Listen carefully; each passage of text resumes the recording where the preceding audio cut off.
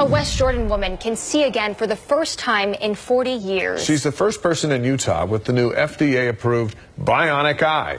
In tonight's Insight Report, news specialist Heather Simonson shows us how it works. 0 to the half ounces.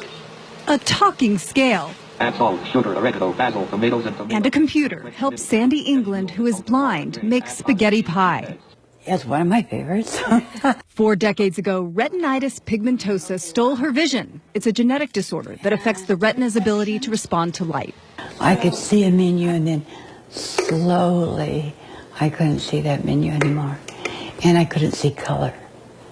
The color just faded away. To raise 2 girls by myself, yeah, it was tough. Her world has been dark for 40 years, until now. Doctors in Minnesota recently turned on her bionic eye for the first time. Oh my gosh. Oh, wow.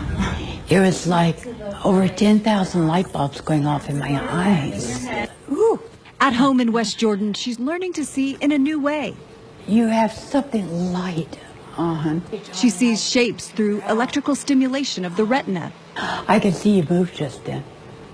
And I could see John standing right there.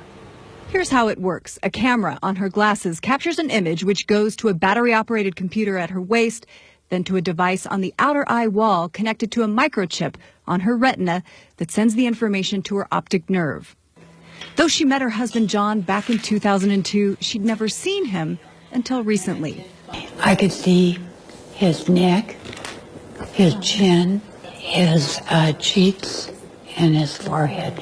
It is really wonderful to be able to see John again and my daughters.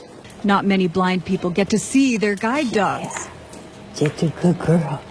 But Sandy now sees Jet's silhouette, and I could see the full moon for the first time in years.